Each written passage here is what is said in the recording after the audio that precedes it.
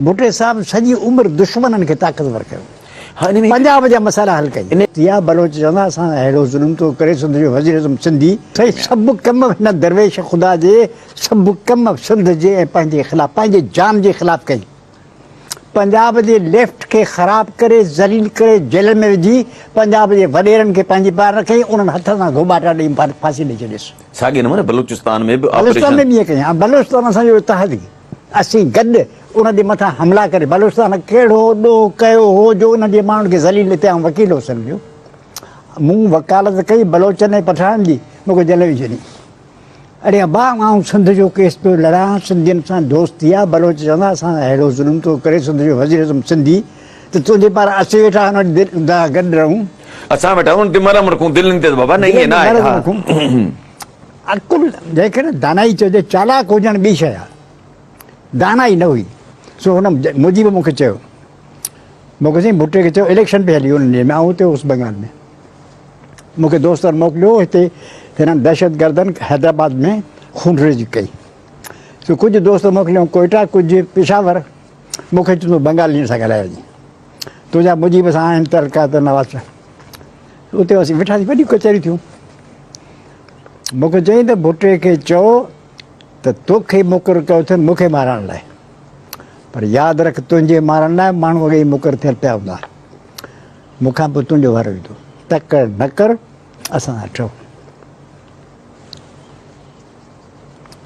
पढ़ाई कमु ॾियारो। भुट्टो साहिबु हिकिड़ो अजीब माण्हू हो।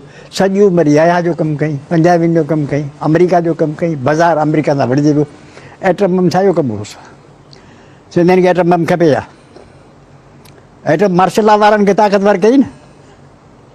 मार्शल लॉ वारनि खे ताक़त कनि त रोज़ मार्शल लॉ लॻाइनि न। हिन कहिड़ो कमु कयो न पर तव्हांजे नज़र में मुंहिंजी ॻाल्हि हिकिड़ी ॿुधो। भुट्टे साहिब जे ॾींहंनि में 5 दर्जा सिंधी करी वई पाण एहतिजाज कई इस्तीफ़ा ॾिनी। भुट्टे साहिब जे ॾींहंनि में लखा एकड़ ज़मीन नीलाम ज़रिए पंजाबी खे ॾेई छॾियूं। एहतिजाज जो हिकिड़ो अखर चई। भुट्टो साहिबु पाणी जो वज़ीर हो जॾहिं सिंध जो ई फ़ैसिलो थियो जंहिंमें सभु दरिया हुननि खे मिली विया। भुट्टो साहिबु वज़ीर हो नेचुरल हुअण जो। तव्हां पुछी ॾिसोसि हीउ सभु जेको अयूब कहर कयो इंडस वाटर ट्रीटी तंहिंमें नेचुरल रिसोर्सिस जो जेतिरे क़दुरु मुंहिंजी इंफॉर्मेशन आहे वज़ीर त भुट्टो साहिबु हो। सिंध जो को केस न खईं न। ये आसमान जे बलदे ते वेठो किसनर सां वेठियूं ॻाल्हियूं कयूं चोन लाइ सां वेठियूं ॻाल्हियूं कयूं वॾियूं ॻाल्हियूं आसमान जूं। सिंध त हुनखे नज़र में कान आई न। तव्हां पुछो तव्हां छा तो छा खपे नौकिरी खपे नौकिरी। सिंध जा बुनियादी हक़ विया जा 1973 जो कानून आयो तंहिंमें सभु टपड़ ॾेई हुनखे ॾेई छॾियूं। अक्सर त हुन ॾींहुं थी वेली पाण यतीम थी वियासीं पाण नौकिरी मिलंदी। पर ॿुधो साईं 1973 जो आहिनि जेको बज़ाहिर त नंढे सूबे जो भुट्टो साहिबु उन ॾिनो उन में नंढे सूबे सां भुट्टे साहिब जो कहिड़ो आहे सिंध जो न बाबा वेठो माण्हू रहियो छा रहियो बम्बई में। भुट्टे साहिब जो सिंधी माण्हुनि सां कहिड़ो वास्तो तकलीफ़ कंदो तकलीफ़ कहिड़ो यूरोपियन बि हो अमरीकी बि हो जर्मन बि हो जापान बि हो छा हो।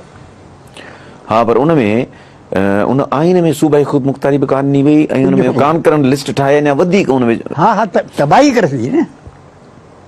कान करण लिस्ट ठाहे हुननि जा रहमत करम करे छॾियो पोइ हेतिरनि सालनि खां पोइ हीअं थींदो। हिनखे पटको लाथो कयूं त इहो आइन ठाहे असांखे सुक करे ॿधी 1940 जी रेज़ोल्यूशन खां पोइ जे कॉन्स्टिट्यूशन खां पोइ उहो कानून ठहियो ई कोन हो। हिन जूसलेस कानून अवाम दुश्मन कानून ठाहे असांजा हथ पेर वढे छॾिया। असां सां उहो नेगोशिएट कंदा न ॻाल्हायो असां सां भई भुट्टे साहिब खे अख़्तियार कहिड़ो हो इहो कानून ठाहिण जो। 1973 जो आइन कॉन्स्टिट्यूशन किथे असेंबली जो हिनखे पावर हुआ हिनखे कॉन्स्टिट्यूशन असेंबली किथे हुई। इहा जेके वेठा पार्लियामेंट माण्हू से कॉन्स्टिट्यूशन मेंबर हुआ था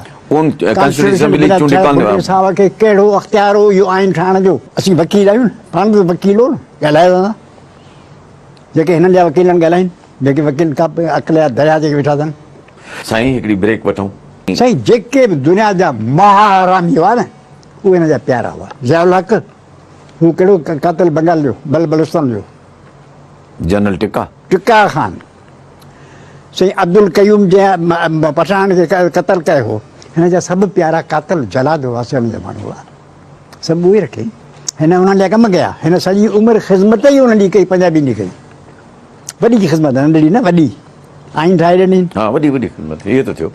बंगाल भॼाए ॾिनी, पाकिस्तान ॾोठ सां पहिरीं पाकिस्तानी हो, एटम ॾी पाकिस्तानी न न पहिरीं पाकिस्तान सां सचो, पोइ बाक़ी पहिरीं हुन पाकिस्तान सां सच हुजे त हीअ आइन ठाहिया, पाकिस्तान जी तबाही थी वई हिननि शयुनि जे करे, बंगाल जे वञण करे पंजाब हिन बेवकूफ़ पंजाबियुनि जे समय हे पंजाबियुनि में अफ़ाला हुकूमत करण जो हिनखे हुकूमत करणु अचे थी, चरियूं बलाऊं तिन खे हिननि ताक़तवर कयो, चरियुनि जे हथ में पावर ॾेई छॾी पाकिस्तान जा, तंहिंजे करे हिन रुॻो उन्हनि जा कम कया, दुश्मन खे पंहिंजो कई, पठान ख़िलाफ़ु कई, बलोच ख़िलाफ़ु कई, बंगाली ख़िलाफ़ु कई, सिंधी ख़िलाफ़ु कई, पंजाब जो बेपनाह लेफ्ट ज़बरदस्त तरक़ी पसंदि मायूं हुयूं उन्हनि खे जेल में विधई, हरामियुनि खे ॿाहिरि कई, तिन खे कमु कई, साईं कमांडर इन चीफ जो थियो ज़ियाउल हक़ नेसणो इंटेलिजेंस जो माण्हू जो नंढड़े हूंदे खां वठी अचे जो माण्हू हो, को अक़ल कोन हुअसि, माण्हू जी सुञाणप बि कोन हुयसि, इशूज़ कंहिं ते वरी कुझु कोन कई, सभु कम ग़लति कई, सफ़ा ग़लति कई, हर शइ ग़लति कई।